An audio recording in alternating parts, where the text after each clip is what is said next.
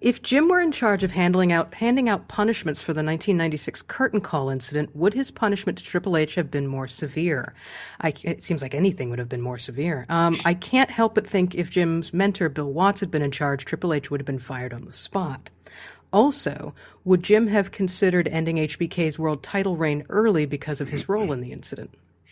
Well, for one thing, you couldn't do anything to Nash or to Hall because that was their last night. That was the whole reason for the thing. It was last night there. What I would have done was, because he still had their WrestleMania payoffs, they wouldn't have got a goddamn dime. They wouldn't have got a fucking dime for any fucking pay-per-view money that they were owed after they did that night. That's just right there. And that would have saved Vince a couple $100,000, but he didn't do it. Yeah, I would have fired Helmsley because he was a goddamn underneath fucking mid-card guy at best that wasn't necessarily really getting over at that fucking point like gangbusters.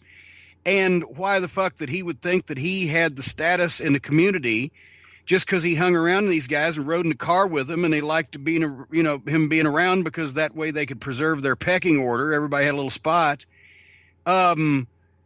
No, I would have fired him. Fuck you. What the fuck? There's a fucking 100 fucking wrestlers that would love to fucking be in Madison. 100, 1,000 that would love to be in Madison Square Garden tonight. And you think that you're suddenly somehow enough of a special fucking motherfucker after you've been here a year or fucking 18 months that you can go out and expose a business in Madison Square Garden with your butthole fucking buddies on my goddamn dime? No, go home. You're fucking fired. That's anybody that I've fucking ever worked for in the goddamn wrestling business, I think would have done that except Vince McMahon. I don't know a single one of them. Jerry Jarrett wouldn't have talked that fast, but he would have goddamn fired the guy pretty quickly. Bill Watts, Dusty Rhodes, Jimmy Crockett, Fritz Von Erich, whatever the fuck, regardless. With Michaels, there's your champion, supposedly your main event draw participating in that.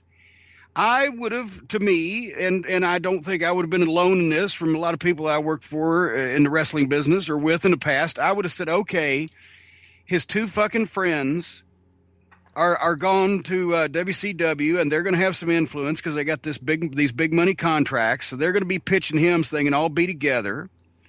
And I've nipped the one thing in the bud by firing their little fucking friend who thought that his standing was such that he could go out and be a part of that.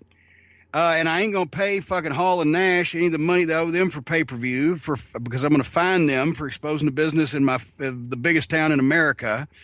But now my champion is going to be, his loyalty is going to be suspect because he's never proven to be loyal anyway over the past fucking year or so. Anytime you want him to do a job or whatever the fuck, and that's probably only going to get worse. And if he doesn't bail for more money down there, it's only because he's going to be a constant headache to me, and I'm going to have to fucking throw more money at him or spend more time on him, whatever the fuck. So while I've got him under contract right now, I need to figure out who's going to carry the belt in his place. I need to systematically get that guy over and get him ready to fucking take it off this guy. And then I need to start beating the fuck out of this guy to get some other people over on his way out and then get rid of that fucking mental case too. And then I'll have much more peace and quiet in my fucking locker room. That's what I would have done. But he didn't do that. No. But he continued to have a lot of problems until he actually accidentally came across the greatest finish the fucking most notorious finish in the history of wrestling and got rid of the one fucking pretty much goof as a head case, Shawn Michaels, because then Vince made himself his top heel.